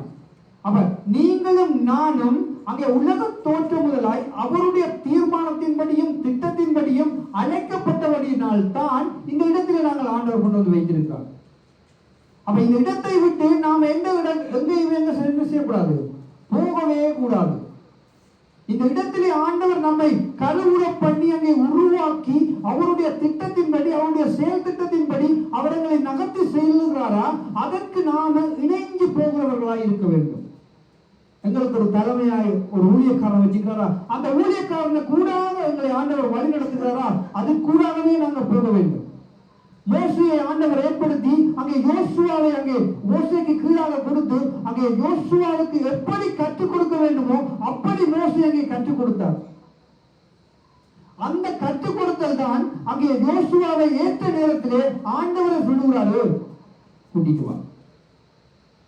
மோசேக்கு பிறகு யோசுவா. ஏன்? வேற ஆட்கள் இல்லையா? அந்த இடத்துல இருந்தாங்க, நிறைய பேர் இருந்தாங்க. யோசுவாவை விட பலமுள்ளாக்கள் இருந்தாங்க, நல்ல ஞானமுள்ளாக்கள் இருந்தாங்க. ஆனா யாரையுமே கர்த்தர் தெரிஞ்சு கொள்ளல. யோசுவாவை தான் தெரிந்து கொண்டாங்க. ஏன் சொன்னால் அவன் கர்த்தரை நேசித்த ஒரு மகனாக இருந்தான். ஹல்லேலூயா. அங்கே கர்த்தரை முழுமையாக நேசித்தபடினால்தான் அங்கே மோசேக்கு பிறகு அங்கே யோசுவாவுக்கு அந்த பதவி கிடைச்சது. நாம் எத்தனை பேர் கர்த்தரை நேசிக்கிறோம்? ஆண்டவர் மேலே அன்பு அன்பு அன்புன்னு சொல்லுகிறோமெல்லாம், ஆனா பிறரிடத்திலே அன்பு கூறுவதே இல்லை. பக்கத்து வீட்டுக்காரனுடைய அடிபாடு, பக்கத்து வீட்டுக்காரனுடைய கல்லறிவு. ஆனா ஆண்டவர் சமூகத்துல நானும் அன்பு கூறுவேன் ஆண்டவரே, நானும் உங்களை ஆராதிக்கிறேன் ஆண்டவரே. இல்ல, தேவனிடத்தில் அன்பு கூறுகிறவன் பிறனிடத்திலேயும் அன்பு கூறுவான். ஹல்லேலூயா. மனிதனிடத்திலே கண்கண்ட என்னுடைய சகோதரனிடத்திலே அன்பு கூறாதவன் தேவனிடத்தில் எப்படி அன்பு கூறுவான்? இங்க அநேக சொந்த சகோதரங்கள், சொந்த தாய் தகப்பன், சொந்த பிள்ளைகளோடு கூட விரோதமாக இருக்கிறார்கள், அன்பு கூறுவதே இல்லை. ஆண்டவர் சொல்றார், நீ என்னை நேசி. முதலாவது நீ என்னை நேசிக்க பழகினான்னு சொன்னா மற்றவர்களையும் என்னுடைய வார்த்தையின்படி நீ அவங்களையும் அன்பு கூறுவாய். என்னை விட்டு நீ அவர்களை அன்பு கூற வேண்டும் என்று ஆண்டவர் சொல்லவில்லை, என்னுடைய வார்த்தையின்படி அவர்களை அன்பு கூற முடியும். ஹல்லேலூயா. அப்ப நம்முடைய ஆவிக்குரிய வாழ்க்கை எங்கே போய் கொண்டிருக்கிறது? அவருடைய ராஜ்யம் போறதுக்கு நாம தயார் உள்ளவர்களாக இருக்க வேண்டும். சபை என்பது என்ன? சபை என்னதுக்கு உருவாக்கப்பட்டிருக்கு? எங்களை ஆண்டவர் இந்த இடத்துல ஒரு பள்ளிக்கூடம் மாதிரி வச்சு படிப்பிக்கிறாங்க. இதுல படிச்சு பாஸ் ஆனா தான் அங்க போக முடியும். ஹல்லேலூயா. பரலோக ராஜ்யம் போது ஆண்டவர் இந்த இடத்துல வச்சு படிப்பிக்கிறாங்க. இப்படித்தான் நடக்கணும், இப்படித்தான் செய்யணும், இதை விடணும், இதை பிடிக்கணும். ஹல்லேலூயா. அப்ப நாம பிடிக்க கூடாதது எல்லாத்தையும் பிடிச்சு, பார்க்க கூடாதவர்களை பார்த்து, தேவையில்லாத காரியங்களுக்குள்ள மூக்க நுழைச்சு ஆண்டவர்களை அன்பு கூற முடியாது. அவருடைய வருகையிலே அவருடைய சத்தம் கேட்காது. ஆண்டவர் கூப்பிடுற வந்துட்டாரு, என் மகனே இங்கே ஏறி வான்ற சத்தம் ஒருவனுக்கும் கேட்காது. அது மற்றவர்களுக்கு எப்படி இருக்கும்? இடி முழக்கம் போல இருக்கும். அது அவருடைய பிள்ளைக்கு மாத்திரம்தான் இங்கே ஏறி வாங்குற சத்தம் கேட்கும். அவர்கள் தான் பரத்துக்கு போக முடியும் ஆண்டவரோடு. அப்ப ஆண்டவர் ஒருவனை முன் குறிச்சிருந்தால் அந்த முன் குறிப்புக்கு நானும் நீங்களும் பாத்திரவான்களா இருக்கணும். அங்கே 30வது வசனம் சொல்வது, எவர்களை முன் குறித்தாரோ அவர்களை அழைத்தும் இருக்கிறார். அப்ப எங்களெல்லாம் அழைச்சிருக்கிறாருங்க. பேர் சொல்லி அழைச்சிருக்கார், சும்மா அழைக்கல. அப்படி ஒரு பேர் சொல்லி அழைக்கிற தெய்வம் எங்கேயாவது நீங்க கேள்விப்பட்டிருக்கீங்களா? இயேசு கிறிஸ்துவை விட வேறு ஏதாவது இல்ல. அவர் நம்மை பேர் சொல்லி அழைத்திருக்கிறார். எவர்களை அழைத்தாரோ அவர்களை நீதிமான்களாய் ஆக்கி இருக்கிறார். அப்ப நாம நீதிமான்களாய் இருக்கிறோம். அப்ப நீதிமான்களாய் இருக்கிற நாம விழுந்து போகக்கூடாது. நீதிமான்களா இருக்கிற நாம தேவையில்லாத காரியங்களுக்குள்ள போகக்கூடாது. தேவனுக்கு பிரியமில்லாத காரியங்கள், தேவனுக்கு பிரியமில்லாத இடங்கள், தேவனுக்கு பிரியமில்லாத விஷயங்கள்ல தலையிடவே கூடாது. ஆவிக்குரிய இப்ப எல்லாம் கேள்விப்பட்ட ஆவிக்குரியவர்கள் தான் அங்கே பிரச்சனைக்குரியாக்களா இருக்கிறாங்க. அநேக சபைகளில் ஆவிக்குரிய சபைகளில் சரியான பிரச்சனை. ஏன்? ஒருவருக்கொருவர் அன்பு இல்லை, ஒருவருக்கொருவர் சமாதானம் இல்லை, நீயா நானான்ற போட்டி வந்துடுது, பொறாமை வந்துடுது. ஏன்? அவர்களுக்குள்ளே ஆண்டவர் இல்லை. எனக்குள்ளேயும் உங்களுக்குள்ளேயும் ஆண்டவர் இருப்பாரா இருந்தால் ஒரு பிரச்சனையும் வராது, சபையில பிரச்சனை வராது, சமாதானம் தான் இருக்கும். ஹல்லேலூயா.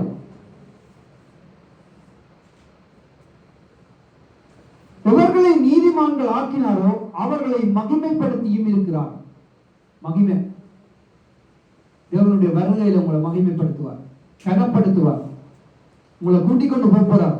பிதாவின் வலது பரிசத்திலே அவர் உட்கார்ந்து இருக்கிறவர் நம்மையும் வந்து கூட்டிக் கொண்டு போறார். அந்த இடத்துக்கு எங்களுக்கு ஒரு ஸ்தலத்தை ஆயத்தம் பண்ணி வைத்திருக்கிறாராம். ஹல்லேலூயா. அந்த ஸ்தலத்தில நீங்களும் நானும் போய் இளைப்பாற வேண்டுமா இருந்தால் நாங்கள் அவரை முதலாவது நேசிக்க வேண்டும்.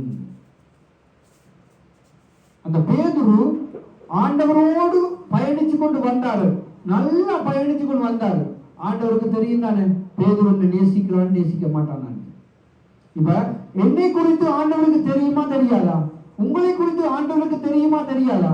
தெரியும், நன்றாய் தெரியும். என்னுடைய வாயிலிருந்து ஒரு வார்த்தை புறப்பட முன்னமே ஆண்டவருக்கு தெரியும் என்னதான் பேச போறான். அப்ப அப்படிப்பட்ட ஆண்டவருக்கு பேதுருனுடைய நிலைமை, பேதுருனுடைய இருதயத்தினுடைய நினைவுகள் தெரியாம விட்டதா? தெரியும். ஆனாலும் ஆண்டவர் கேட்கிறார், நீ என்னை நேசிக்கிறியா? கேட்டாருங்க. அப்பா பொறுமையா தானே பதில் சொன்னாரு, கோவப்படலையே. இந்த நாட்கள்ல 2 கேள்வி கேட்டா துளைஞ்சுது. இவர் என்ன கேட்கறது, என்ன இவர் என்ன எனக்கு பாடம் எடுக்கிறார் இல்லைங்க. ஆண்டவர் நம்மை முன் குறிச்சிருந்தாருண்டா அதை எப்படி நடத்த வேண்டும் என்று அவர் ஏற்கனவே தீர்மானம் பண்ணிட்டார், புரோகிராம் பண்ணிட்டார். இன்ன வளமாத்தான் உன்னை நடத்துவேன், இப்படித்தான் நீ வரணும், இப்படித்தான் உன்னை வழி நடத்துண்டா, அப்படித்தான் ஆண்டவர் நடத்துவார். யோசேப்புவை கர்த்தர் எப்படி வழி நடத்தினார்? தரிசனம் கொடுத்தாரா, கொடுக்கலையா? யோசேப்புக்கு கொடுத்தாரு. ஆனா யோசேப்பினுடைய தரிசனத்துக்கும் யோசேப்பு இடப்பட்ட காலத்தில் வாழ்ந்த வாழ்க்கைக்கு சம்பந்தப்பட்டிருக்கா? ஒன்றுமே இல்லை. இது பார்க்க போனா வேறு எப்படி சொல்லுவாங்க? அந்த மிகுதியான காரியத்தை பார்க்காம, யோசேப்புடைய ஆசீர்வாதத்தை பார்க்காம, யோசேப்பு பட்ட வேதனைகளையும் யோசேப்புக்கு ஆண்டவர் கொடுத்த தரிசனத்தையும் ரெண்டையும் ஒப்பிட்டு பார்க்கிறவர்கள் எப்படி சொல்லுவார்கள்? நீங்களும் நானும் எப்படி சொல்லுவோம்? யோசேப்பையோ மைண்டு நித்திரையில ஏதோ சொற்கள், நித்திரையில ஏதோ வேற ஏதோ கண்டுட்டாங்கன்னு சொல்லுவோம். ஆனா ஆண்டவர் அப்படி செய்யலைங்க. ஆண்டவர் முன் குறித்தது உண்மை. ஆனா பாடுகள், உபத்திரவங்கள் நம்முடைய வாழ்க்கையில இருக்குது. யோசேப்பு வராத ஒரு பாடுகளும் நமக்கு என்ன வரலைங்க. யோசேப்பு கொண்டு சகோதரர்கள் கொண்டே குளிக்கப்பட்டாங்க. எத்தனையோ வருஷம் அங்கே ஜெயில இருந்தாரு. ஆனாலும் அதுக்காகவும் அங்கே யோசேப்பு சோர்ந்து போகல. அங்கே வசனம் சொல்லுது, யோசேப்போடு கூட கர்த்தர் இருந்தாரு, யோசேப்போடு கர்த்தர் இருந்தாரு. ஏன்? யோசேப்பு கர்த்தரை முழுமையாய் நேசித்தார். அந்த பாடுகள் வேலையிலும், அந்த உபத்திரவம் வேலையிலும், அந்த எப்படியாச்சும் அவன் சகோதரர்கள் அவனை கொண்டிடலாம் என்று கூட முடிவெடுத்தாங்க. அந்த நேரத்திலே யோசேப்பு கர்த்தரை விட்டு விலகவில்லை. கர்த்தர் மேல வச்ச அன்பை விட்டு விலகலைங்க. அதுதான் பெரிய ஆசீர்வாதத்தை கொண்டு வந்தது. நம்முடைய வாழ்க்கையில் அநேக பிரச்சனைகள் வந்துதான் தீரும். நம்முடைய மரணம் வரைக்கும் பிரச்சனை இருக்குது இருக்குது இருக்குது. சிலவர் சொல்லுவாங்க, ஆண்டவர் எல்லா பிரச்சனையும் மாற்றிடுவாரு, நீங்க சேர்த்துக்கு வாங்க. ஆமா, உண்மைதான். பிரச்சனையை மாத்துறது ஆண்டவரால முடியாத காரியம் ஒன்றுமே இல்லை. திராணிக்கு மேலாக சோதிக்கப்பட ஒரு நாளும் விட மாட்டாரு. யோபுக்கு வந்த பிரச்சனையா? யோபு இருந்து சாம்பல் இருந்து உணர்ந்தார், எல்லாம் பிடிச்சிட்டு அவ்வளவுக்கு போயிட்டார். ஐஸ்வர்யமான இருந்தவர், நீதிமான இருந்தார், சன்மார்க்கனா இருந்தார். ஏன் அவர் அப்படி போயிட்டாரு? அதில கூட அவர் அங்கே வேதம் சொல்லுது, தன்னுடைய நாவினாலே பாவம் செய்யவில்லை யோபு என்று இருக்கு. ஆண்டவரை தூசிச்சு உங்களுடைய ஜீவனை விடுபட்ட மனைவி சொல்லுகிறா. யோபு விடலைங்க. யோபு தூசிக்கவே இல்லை. யோபு என்ன பதில் சொல்றார்? மறுபடி மனைவியை பார்த்து, பைத்தியக்காரை பேசுகிறது போல பேசுகிறார். தேவனிடத்தில் நன்மை பெற்ற நாம் தீமையை பெற வேண்டாமோ?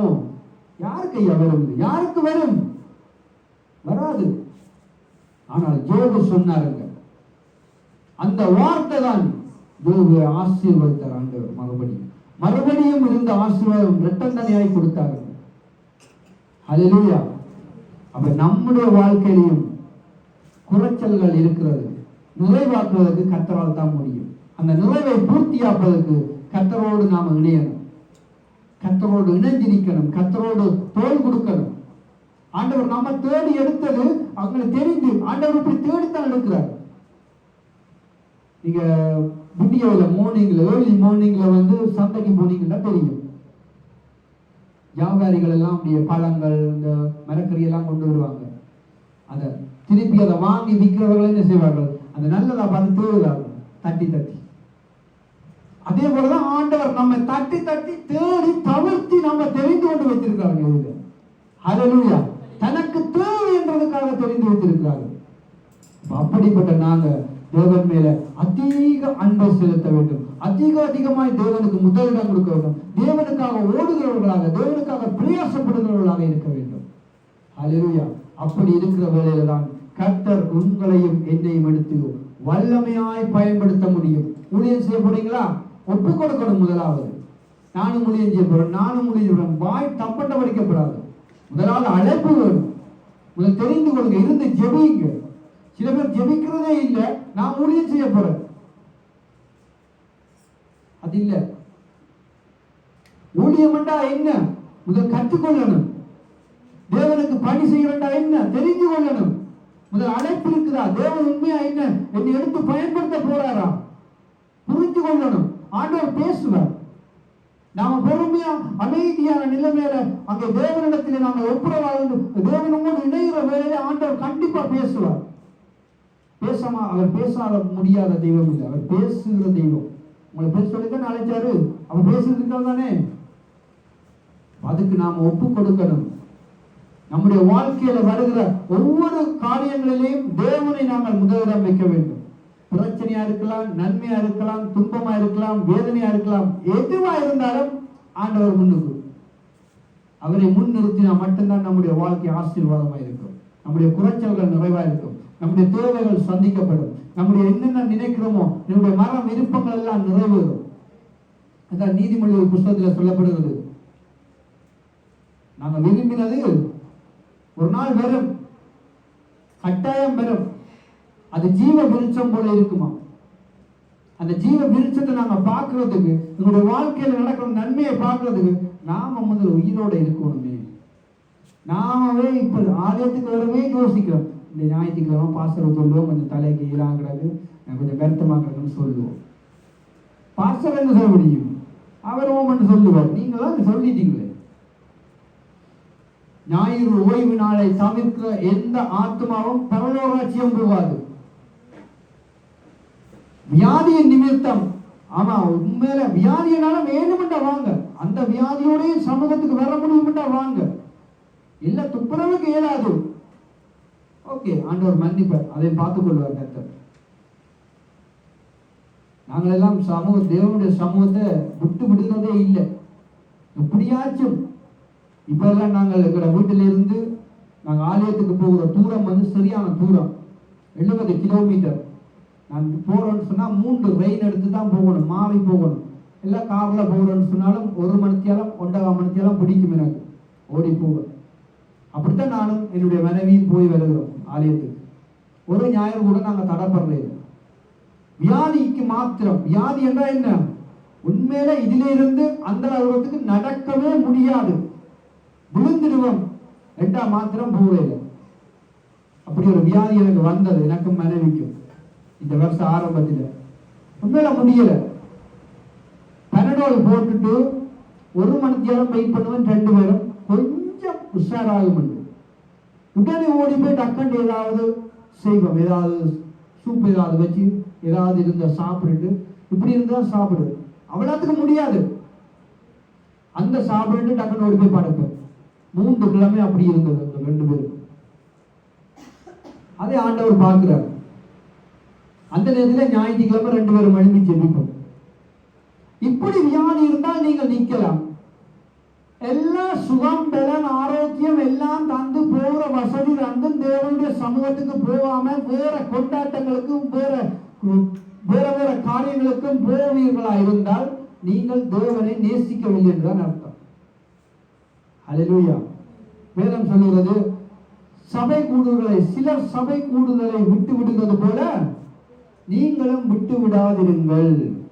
அப்ப தேவனுடைய சமூகம் முக்கியம். வீட்டு ஜெபிக்கல நானே ஜெபி, ஆனா ஆண்டவர் நியமித்திருக்கிறார், இங்கேயும் பெற வேண்டும். ஹல்லேலூயா. நாம் எல்லாம் உண்மையிலே வெளிநாடுன்னு சொல்லி எல்லாரும் பெருசா கதைக்கிறதான். வெளிநாட்டில் எவ்வளவு கஷ்டப்படுறாங்க, ஊழியம் செய்து வேலை செய்கிறது எவ்வளவு கஷ்டம். வேலைக்கு போயிட்டு வந்து ஊழியம் செய்வது சரியான கஷ்டமுங்க, சரியான கஷ்டம்.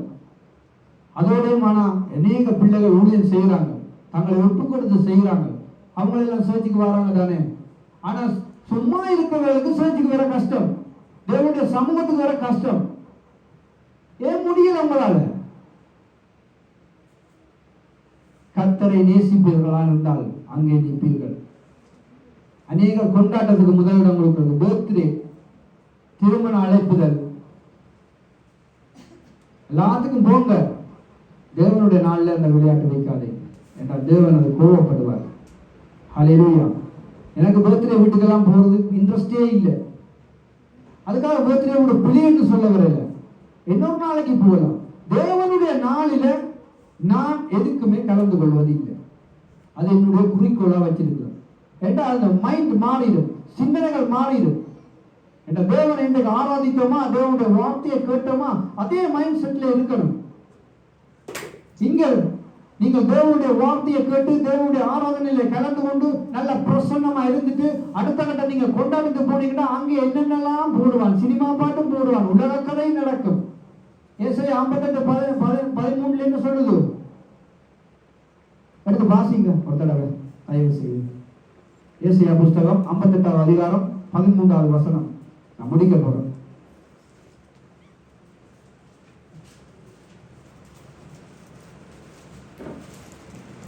எழுநூற்றி 65வது பக்கம், பழைய ஏற்பாடு 58வது அதிகாரம் 13வது வசனம்.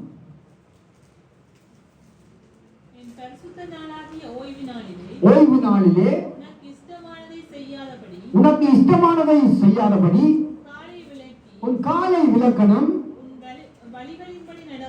உன்னுடைய விருப்பத்தின்படி நடக்க முடியாது, உன்னுடைய இஷ்டமானதை எல்லாம் செய்ய முடியாது. ஆமா, சொந்த பேச்சு, தேவையில்லாத விஷயங்கள் எல்லாம், உலக காரியங்கள் எல்லாம் அந்த நாள்ல பேசப்படாது. முக்கியமான இதுதான், ஓய்வு நாளை மன மகிழ்ச்சியின் நாள் என்று எண்ணி சொல்லி அதை மகிமையாக எண்ணுவாயானால் கர்த்தரில் மனமகிழ்ச்சியாய் இருப்பாய். பூமியின் உயர்ந்த இடங்களில் உன்னை ஏறி இருக்கும்படி பண்ணும். உன் தகப்பனாகிய யாக்கோபுடைய சுதந்திரத்தால் உன்னை போஷிப்பேன். கர்த்தருடைய வாய் இதை சொல்லிச்சு. இது ஒரு மனுஷன் சொல்லலைங்க, இது கர்த்தருடைய வாய் இதை சொல்லிச்சு. அப்ப ஆண்டவரே சொல்லுறாரு, இத நீ ஓய்வுனால சிலாக்களுக்கு மன மகிழ்ச்சியே இல்லை, அது ஒரு கஷ்டம், அது ஒரு வேதனை. ஏன் ஒரு மணித்தியாலும் 2 மணித்தியாலும் குந்தி இருக்கணும் போய் கஷ்டம். தேவனுடைய சமூகத்தில் ஒரு மணித்தியாலம் உன்னால வந்து இருந்து ஜெபிச்சு பாடி துதிச்சு தேவனுடைய வார்த்தையை கேட்க முடியாத நீ தேவனுடைய ராஜ்யத்துக்கு போக முடியாது, தேவனிலே அன்பா இருக்க வேண்டும் சொல்ல முடியாது. அப்ப தேவனுக்கு முதலிடம் கொடுப்பது இதுதான்.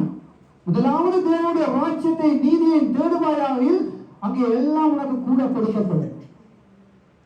அப்ப அங்கே அநேகருக்கு மன மகிழ்ச்சியே இல்லை. இப்ப நீங்க கொண்டாட்டத்துக்கு போறீங்க, சேர்ச்சி முடிச்சிச்சு. ஆமா, சேர்ச்சி முடிச்சுட்டு தானே போறோம். அநேகர் இந்த வார்த்தையை சொல்றது நான் அநேக இடங்கள்ல பார்த்துருக்கிறேன். ஆராதனை முடிஞ்சுதானே நாம கொண்டாட்டத்துக்கு போகலாம், போங்க, ஆறு வேண்டாம்னு சொன்னது. அங்க போய் சொந்த பேச்சு பேசாமல் இருப்பீர்களா என்று இதுல எவ்வளவு சொல்ல முடியுமா? ஒரு ஆள் எல்லாம் சொந்த பேச்சு நீங்க தான் பேசல, இன்னொரு வந்து உங்களோட பேசாம விடுவானா? அதுக்கு நீங்க பதில் சொல்லாம இருக்க முடியுமா? சொல்லுங்க பாப்போம். கண்டிப்பா வருவாங்க. நீங்க கொண்டாட்டத்துக்கு போறீங்க, சொந்த பந்தங்கள் போறீங்க, உங்களை வேற விதமா விசாரிப்பாங்க. அவங்க ரட்சிக்கப்படாமல் இருக்கலாம், விசாரிப்பாங்க. நீங்க அதுக்கு பதில் சொல்லித்தான் ஆகணும். அதைத்தான் ஆண்டவர் சொல்றாரு, என்னுடைய நாளில நீ சொந்த பேச்சு தேவையில்லாத விஷயம் எல்லாம் கதைக்கக்கூடாது, அதனுடைய ஆவிக்குரிய வாழ்க்கையை கெடுக்கும். ஹல்லேலூயா. உங்க இஷ்டமானபடி உங்க விருப்பத்தின்படி ஞாயிற்றுக்கிழமை நடக்க முடியாது. அது ஒவ்வொரு தேசத்திலும் ஒவ்வொரு நாட்கள். இங்க ஸ்ரீலங்காவில இந்தியாவில் ஞாயிற்றுக்கிழமை, அரபு நாட்டுல வெள்ளிக்கிழமையில, இன்னொரு நாட்டுல வியாழக்கிழமையில ஓய்வு நாள். உனக்கு எது ஓய்வு நாள் ஆண்டவர் அங்க நியமித்திருக்கிறார். அந்த நாட்டில் எந்த நாட்டில் இருக்கும் அந்த நாட்டில் நியமித்து ஞாயிற்றுக்கிழமை ஞாயிற்றுக்கிழமை ஓய்வு நாள்டா நாம அறக்க முடியாது. இந்த இடத்துல இருந்து நான் இந்த வார்த்தையை சொல்றேன்னா நான் இந்த காரியத்தில் நான் அப்படித்தான் இருக்கிறபடியே தான் பேசுறேன். இல்லாம நான் பேச முடியாது, அது சாட்சி இல்லை. எனக்கு எத்தனையோ அழைப்புகள் ஞாயிற்றுக்கிழமையில வந்திருக்கு, ஒரு அழைப்புகளுக்கு நான் போனதில்லை. நான் 15 வருஷம் ஆகுறது, இந்த வருஷம் டிசம்பர் மாதத்தோட 15 வருஷம் நான் பிராந்தேசத்துக்கு போய். நீங்க நினைக்கிறீங்க எத்தனை கொண்டாட்டத்துக்கு போயிருப்பீங்க சொல்லுங்க பாப்போம். வேற நாட்கள் என்றால் எத்தனை கொண்டாட்டத்துக்கு போயிருப்பேன் சொல்லுங்க பார்க்க. மாறாத ஒரு குறிப்பிட்டது போகலன்னு சொல்றீங்களா, போனன்னு சொல்றீங்களா? நான் வெளியில கொண்டாட்டம் என்று போனேன்டா ஒரே ஒரு கொண்டாட்டம் 15 வருஷத்துல ஒரே ஒரு திருமணத்துக்கு மாத்திரம் போயிருக்கோம். திருமண அழைப்புகளுக்கு மாத்திரம் சனிக்கிழமை போயிருக்கோம். ஏன்னு சொன்னாங்க, வெளிநாட்டுல ஞாயிற்றுக்கிழமை தான் இம்பார்ட்டன்ட், ஞாயிற்றுக்கிழமை தான் முழு கொண்டாட்டம். செத்தவங்கனாலும் ஞாயிற்றுக்கிழமை வைக்கிறாங்க, ஆளை தள்ளி போட்டு ஞாயிற்றுக்கிழமை வைக்கிறாங்க. ஞாயிற்றுக்கிழமை என்ன பிடிக்க முடியாது. நேற்றுக்கு ஒரு கொண்டாட்டத்துக்கு போயிருந்தேன், ஒரு பர்த்டே கொண்டாட்டம் ஹோல்ல செய்தாங்க, நேற்றுக்கு போயிருந்தேன். அப்போ கலைச்சு கொண்டு கேட்க சொன்னாங்க, நாளைக்கு உன பிடிக்கிறாது, நாளைக்கு கொஞ்சம் வச்சு நிற்பார். சாட்சி பாருங்க. ஏன்னா நான் எல்லாருக்கும் அந்த வார்த்தையை நான் சொல்லி வச்சிருக்கேன். ஞாயிற்றுக்கிழமை நான் அறக்க மாட்டேன், என்ன சந்திக்க முடியாது. நானா தேடி போனாத்தான், நானா என்னுடைய சகோதரன் வீட்டுக்கு போகலாம், அதுவும் பிரச்சனை இல்லை. ஆனா தேவையில்லாத ஒரு விஷயங்களுக்கு இடத்துக்கோ நான் கால் வைப்பது அல்ல. இதை நீங்க உங்களுடைய வாழ்க்கையில நீங்கள் நடைமுறைக்கு கொண்டீங்கன்னா உங்களுடைய வாழ்க்கை மாறும், ஆசீர்வாதமாக இருப்பீங்க என்று நான் கர்த்தருக்குள்ளாக நான் சந்தோஷப்படுவேன். ஹல்லேலூயா. அதான் வசனம் சொல்லுது, 14வது வசனம் சொல்லுது, அப்பொழுது கர்த்தரில் மனமகிழ்ச்சியா இருப்பாய். நீங்க இதெல்லாவற்றையும் விட்டு அங்கே 13வது வசனத்துக்கு எப்ப 100% நீங்கள் கீழ்ப்படுகிறீங்களோ அப்பொழுது உங்களுடைய வாழ்க்கை அங்கே மன மகிழ்ச்சியா இருக்கும். பூமியின் உயர்ந்த இடங்களிலே ஆண்டவர் உங்களை ஏறி இருக்க பண்ணும்படி செய்வார். உன் தகப்பனாகிய யாக்கோபுடைய சுதந்திரத்தால் உன்னை போஷிப்பேன். கர்த்தருடைய வாயிலை சொல்லிட்டு இப்ப கேட்கிறார் ஆண்டவர். மறுபடியும் முடிக்க போறார். ஆர் கர்த்தரை நேசிக்கிறீங்க? எத்தனை பேர் கர்த்தரை? எனக்கு சொல்ல வேண்டாம், உங்களுக்குள்ளேயே நீங்களே சொல்லிக் கொள்ளுங்க. எத்தனை பேர் கர்த்தரை நேசிக்கிறீங்க? எத்தனை பேர் கர்த்தருக்கு முதலிடம் கொடுக்குறீங்க? எத்தனை பேர் கர்த்தருக்காக நான் ஓடுவேன் என்று வாஞ்சிக்கிறீங்க? கர்த்தர் ஒவ்வொருடைய இருதயங்களையும் ஆராய்ந்து அறிகிற தேவனாய் இருக்கிறார். ஹல்லேலூயா. அப்ப நாம் எவ்வளவு விடத்துக்கு ஆண்டவரிடத்துல விடுறோமோ, நம்ம விட்டு கொடுக்கிறோமோ, அவ்வளவுக்கு நாம் உயர்ந்திருப்போம். என்னையும் ஆண்டவர் 2011 இருந்து ஆண்டவர் அழைச்சார் ஊழியத்துக்கு. நான் போகல, கொஞ்சம் கடினமா இருந்தது. ஏன்னா அவ்வளவு ட்ரஸ்ட், அவ்வளோத்துக்கு கொஞ்சம் பிரச்சனையா இருந்தது. எனக்கு கடன் பிரச்சனை, வேலை பிரச்சனை, இங்கே பிரான்ஸுக்கு போன சரியான பிரச்சனையா இருந்தது. அப்ப ஆண்டவர் பேசுறது எனக்கு பேசிக்கிட்டே இருக்கிறாரு, கூப்பிட்டுக்கிட்டே இருக்கிறாரு. ஊழியக்காரன் மூலமா கூப்பிடுறாரு, வசனத்தின் மூலமா பேசுறாரு. ஒப்பு கொடுக்கல. 2013ஆம் ஆண்டு ஆண்டவர் விசேஷமா என்னோட பேசினார். மறுபடியும் கோதுமை மணி நிலத்தில் விழுந்து சாகாவிட்டால் பலன் கொடுக்கார். இந்த வார்த்தை தான் ஆண்டவர் என்னோட பேசினார். அந்த எழுப்பி ஒப்பு கொடுத்தேன், நான் ஊழியத்துக்கு ஒப்பு கொடுக்கிறேன். ஹல்லேலூயா. அதே போலதான் ஆண்டவரை நீங்கள் நேசிங்க. இன்னும் அதிகமா நீங்க நேசிக்க இல்லைன்னு நான் சொல்லல. இன்னும் அதிகமாய் ஆண்டவர்களை அன்பு கொடுங்க, ஆண்டவருக்காக பிரயாசப்படுங்க, ஆண்டவருடைய காரியங்களில் ஈடுபடுங்க. உங்களுக்கு ஒரு தரிசனம், உங்களுக்கு ஒரு ஊழியக்காரன், உங்களுக்கு ஒரு சபை ஆண்டவர் தந்திருக்காரு. அந்த சபையோடு அந்த ஊழியக்காரனோட இணைஞ்சு இன்னும் செயற்படும் போது இன்னும் அநேக காரியங்களை நீங்க காண்பீங்க. ஆண்டவருக்கு சித்தமா இருந்தால் அடுத்த வருஷம் வரும்போது இன்னும் நிறைய ஆத்மா இதில் இருக்கணும். அதுக்கு உங்களுக்கு தான் பொறுப்பாளி, நீங்க தான் பொறுப்பாளி, நீங்க தான் பிரயாசப்படணும். நாங்க ஜெபிக்கலாம், ஆண்டவரே பேரோட தேவாலயத்தை நீங்க ஆசீர்வதிங்க, நிறைய ஆத்மாவுக்கு நான் ஜெபிக்கலாம். ஆனா நீங்க பிரயாசப்படணும். ஹல்லேலூயா. பிரயாசப்படுங்க, கர்த்தர் உங்களை ஒருவரும் ஆசீர்வதிப்பார். நிஜமான காரியங்களை போதகர் பொறுப்படுப்பார். ஹல்லேலூயா. நன்றி தகப்பனே.